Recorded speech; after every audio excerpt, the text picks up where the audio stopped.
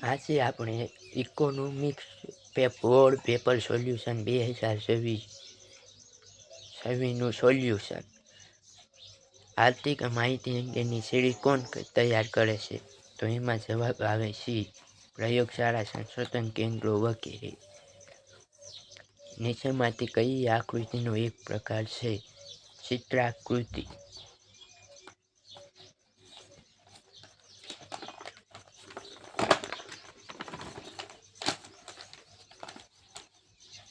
પ્રશ્ન નંબર 3. વિકાસ એ બહુપરિમાણિક પ્રક્રિયા છે. આ વિધાન કોને રજૂ કર્યું છે? ટોટેરો. 2014માં માનવ આંખની દ્રષ્ટિએ વિશ્વમાં પ્રથમ સ્થાન ધરાવનાર દેશ નોર્વે છે. પ્રશ્ન નંબર 4. સરકાર દ્વારા વધતા ભાવોને અટકાવવામાં આવે તો ભાવ વધારો કયા પુરાવો છે? દાબેલો પુરાવો. ભારતની સર્વોચ્ચ બેંકનું નામ RBI. ટૂંકા ગાળાનું સૈદ્ધાંતિક સમયગાળા માટેનું હોય છે 1 વર્ષ.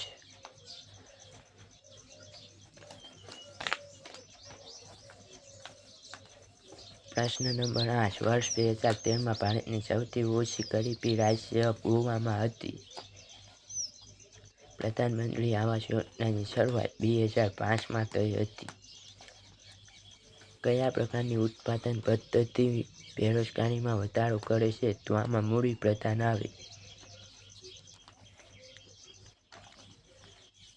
પ્રશ્ન નંબર 11. કયા પ્રકારની બેરોજગારી શ્રમિકોની સીમાંત ઉત્પાદકતા શૂન્ય હોય છે? તો આમાં આવશે પ્રચ્છન્ન બેરોજગારી. 2011-25ના વર્ષ સુધીમાં ભારતમાં કેટલી વસ્તી કેટલા કરોડ થવાનો અંદાજ હતો? તો આમાં આવશે સી. 139.98 કરોડ.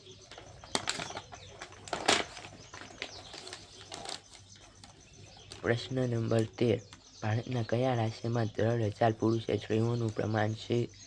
કેરળ. ભારતમાં જંતુનાશક દવાનો પ્રતિ હેક્ટર કેટલો વપરાશ થાય છે? 0.5 કિગ્રા. આજના સમયમાં વિદેશ વેપારનું કયું સાધન ગતિશીલ બન્યું છે? નિઃશંક શક્તિ. ભારતમાં વેપારની પરંપરાગત ભાગીદારી દેશો કયા દેશોમાં સમાવેશ થાય છે? ઇંગ્લેન્ડ અને રશિયા. ભારતની રાષ્ટ્રીય આવકમાં ઉદ્યોગનો ફાળો 2013-14માં કેટલો હતો? આમાં આવે 27%.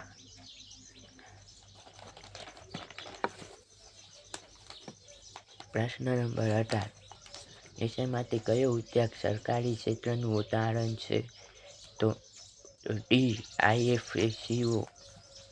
આકર્ષણ સ્થળાંતરની અસરો કેવા પ્રકારની હોય છે? હકારાત્મક. કાયદા સંઘની રચના કોણે કરી છે? ડૉ. સુભાષ પાલેકર. તમારે કેટલા વિકલ્પ સાચા પડ્યા? કોમેન્ટ કરશો.